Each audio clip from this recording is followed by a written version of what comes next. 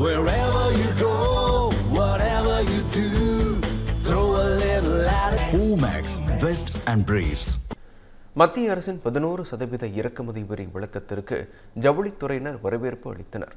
இது தொடர்பாக தென்னிந்திய பஞ்சாலை சங்கத்தைச் சேர்ந்த செல்வராஜனுடன் நமது செய்தியாளர் சுரேஷ்குமார் நடத்திய கலந்துரையாடலை பார்க்கலாம்.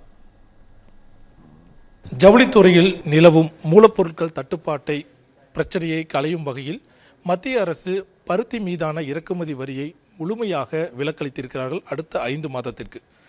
இந்த நடவடிக்கை ஜவுளித்துறை மத்தியில் எந்த அளவுக்கு தாக்கத்தை ஏற்படுத்தும் என்பது குறித்து நம்மிடையே பேசுவதற்காக தென்னிந்திய பஞ்சாலைகள் சங்கத்தினுடைய நிர்வாகி இருக்கக்கூடிய செல்வராஜன் அவர்கள் இருக்கிறார். அவரிடம் கேட்கலாம். சார், எந்த அளவுக்கு மத்திய அரசுடைய இந்த நடவடிக்கை ஜவுளித்துறையில் ஒரு இம்ப்ரூவ்மெண்ட் கொடுக்கும், சப்போர்ட் கொடுக்கும்னு நினைக்கிறீங்க?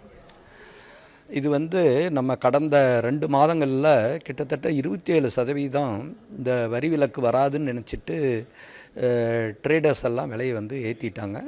இன்டர்நேஷ்னலாகவும் நம்ம இந்தியா அதிகமாக ஷார்ட்டேஜ் இருக்குது, இம்போர்ட்டர் காட்டனை டிபெண்ட் பண்ணியிருக்கிறோன்னு சொல்லிட்டு காட்லுக்கே இண்டெக்ஸும் பார்த்திங்கன்னா ஒரு 25-27% இன்க்ரீஸ் ஆகியிருந்தது.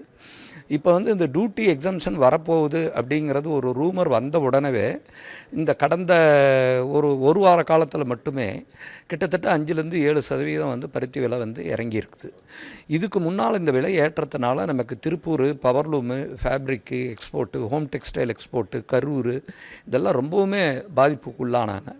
ஸோ அவங்க நூல் விலை குறைகள் அவங்க சொல்லும்போது நாங்கள் ஒட்டுமொத்தமாக இல்லை, நம்ம நூல் விலையை பற்றி பேச வேண்டாம், பருத்தி வரியை எடுக்கிறத பற்றி பேசுவோம்னு சொல்லி எல்லாம் ஒருமித்த குரலில் நாங்கள் போய் கேட்டதுனால இந்த விலக்கு இன்றைக்கி கொடுத்துருக்குறாங்க. இது பண்ணாமல் இருந்திருந்தால் கிட்டத்தட்ட ஒரு 30-40 லட்சம் பேருக்கு நமக்கு அகில இந்திய அளவில் வேலைவாய்ப்பு ஏற்பட்டிருக்கும்.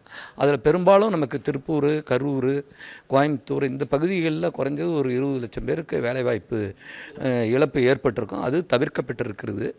அண்டு பெரும்பாலான ஆலைகள் நஷ்டத்துக்கு போகிறதும் என்பிஏ ஆகிறதும் இதனால் தவிர்க்கப்பட்டிருக்கு. இப்போது மத்திய அரசோட நடவடிக்கை ஓரளவுக்கு ஜவுளித்துறைக்கு கை கொடுத்துருக்குன்னு சொல்லியிருக்கீங்க. ஸ்டேட் கவர்மெண்ட்டை பொறுத்தளவுக்கு இபி ரிலேட்டடாக சார்ஜஸ் நீங்கள் கண்ட்ரோல் பண்ணணும்னு சொல்லி தொடர்ந்து கோரிக்கை விடுத்துட்டு வரீங்க. அது தொடர்பாக மாநில அரசுலேருந்து எந்த மாதிரி சப்போர்ட் நீங்கள் எதிர்பார்க்குறீங்க? அதாவது தமிழகத்தில் நமக்கு ரா மெட்டீரியல் கிடையாதுங்க. நமக்கு மெயின் அட்வான்டேஜே பவர் தான். ஒரு காலத்தில் 60% மூலதனத்தை தமிழகம் ஈர்த்துக்கிட்டு இருந்தது. அதுக்கு முக்கியமான காரணம் நமக்கு இந்த விண்டு மில்லில் தயார் பண்ணக்கூடிய பவருக்கு பேங்கிங் ஃபெசிலிட்டி கொடுத்துக்கிட்டு இருந்தாங்க. அது இப்போவும் 2018 வரைக்கும் உள்ள விண்டு மில்லுக்கு கொடுக்குறாங்க. ஈவன் சோலார்லேயுமே எடுத்துக்கிட்டோம்னாக்கா நமக்கு தமிழகத்தில் இருக்கக்கூடிய ஒரு சலுகை எந்த மாநிலத்திலையும் இல்லை.